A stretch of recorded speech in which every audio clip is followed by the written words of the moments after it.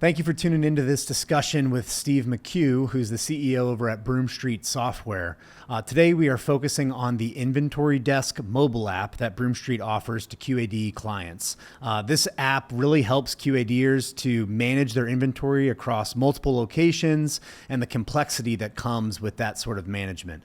Everything is real-time integrated to QAD, and it's a great tool for you to consider in managing inventory, especially if you've got distribution centers across the globe, or if you're a multi-location operation. If you're interested in learning more about the Inventory Desk and how that mobile application works within QAD, we've got a link in the show notes for you to register for a webinar that's coming up, and we'll give you a deep dive overview of that application. You'll be able to see that working real time, integrated to QAD, and you'll learn more about what we touched on in this episode, kind of giving you an overview of the application. You'll actually be able to see it during that webinar. So make sure you register for that webinar, and the link is in the show notes below.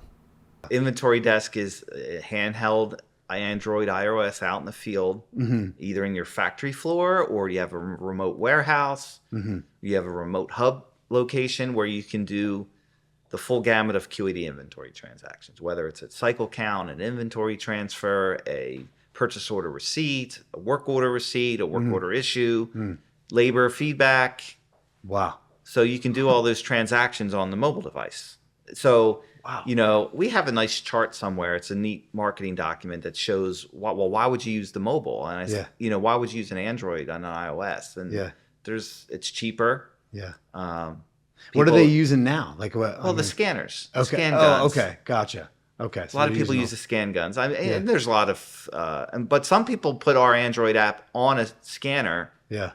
Because now the scanners come pre-installed with Android, a lot of them. Okay. So they'll put our app on there because the scanning capability of those scanners are kind of nice, right? Yeah, yeah. An iPhone, you don't want to have to, or an iPad, you don't want to have to like go up to a barcode and flip it around. But there's also finger scanners now, and like holsters where it's like a little toy gun, and you just shoot it, and you have your iPad and shoot.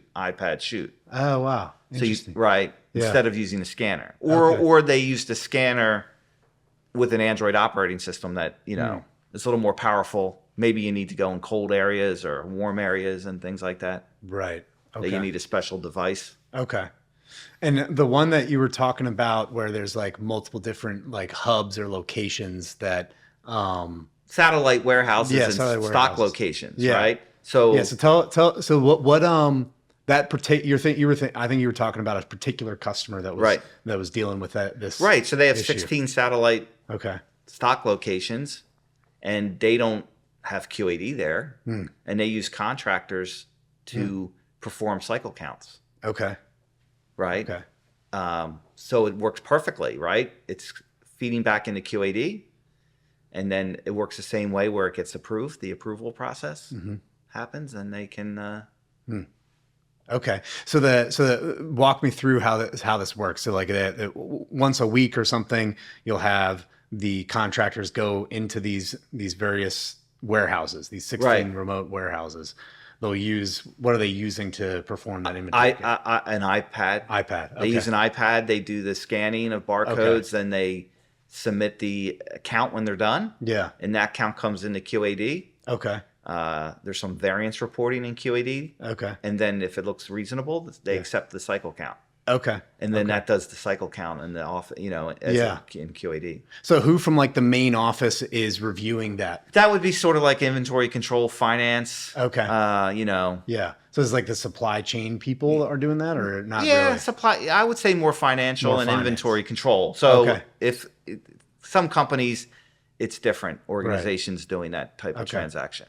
What happens to like, assuming everything goes well, and all the inventory, there's not really too many variances or anything. What's the typical process? And is there anything that would need to go back to that cycle count that they did to kind of review those variances? What does that look like? We did just do something for a customer that if they don't count something that's in the say there's 100 items and they only counted 98. Yeah.